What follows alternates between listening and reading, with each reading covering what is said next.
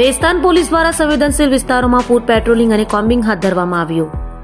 સુરત શહેરમાં ગુનાખોરીને નેસ્તનાબૂદ કરવા અને અસામાજિક તત્વો પર પકડ મજબૂત કરવા માટે પોલીસ કમિશનરના આદેશ અનુસાર તમામ પોલીસ સ્ટેશનો સતત દોડતા થયા છે, જેના ભાગરૂપે ભેસ્તાન પોલીસ મથકના પીઆઈ સહિતના ઉચ્ચ અધિકારીઓની આગેવાનીમાં એક વિશાળ પોલીસ કાફલા દ્વારા ભેસ્તાન વિસ્તારના વિવિધ સંવેદનશીલ અને ગીચ મોહલ્લાઓમાં ભવ્ય ફૂટ પેટ્રોલિંગનું આયોજન કરવામાં આવ્યું હતું।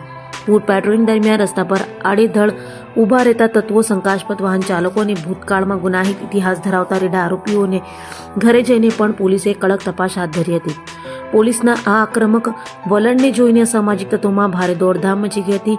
ભેસ્તાન પોલીસની આ સરાહનીય કામગીરીથી સામાન્ય નાગરિકો અને સ્થાનિક વેપારીઓએ મોડી રાત્રે પણ સુરક્ષિત વાતાવરણનો અહેસાસ કર્યો છે। આજ રોજ સુરત શહેર પોલીસ તરફથી ઝોન 6 વિસ્તારમાં એક મેગા કોમ્બિંગનું ઝોન તરફથી આયોજન કરવામાં આવેલું છે। આનો આશય એ છે કે પ્રજામાં શાંતિ સલામતીની ભાવના સુદૃઢ બને અને જે અસામાજિક તત્વો છે, ગુનેગાર પ્રવૃત્તિ કરનારા જે શખ્સ ઈસમો છે, એમના વિરુદ્ધ કડક કાર્યવાહી થાય, એમને ગુનો કરતા અટકાવવામાં આવે, એટલા માટે આ કોમ્બિંગનું આયોજન કર્યું છે। આ જે ગોલ્ડન આવાસ વિસ્તાર છે તેના જે નાકા પોઈન્ટ છે તેમની અંદર મેં વાહન ચેકિંગ હાથ ધર્યું છે તથા અંદર અલગ અલગ વિસ્તારમાં જે MCR હોય, HS રહેતા હોય, ટોટલ અહીંયા આગળ 918 રૂમો છે।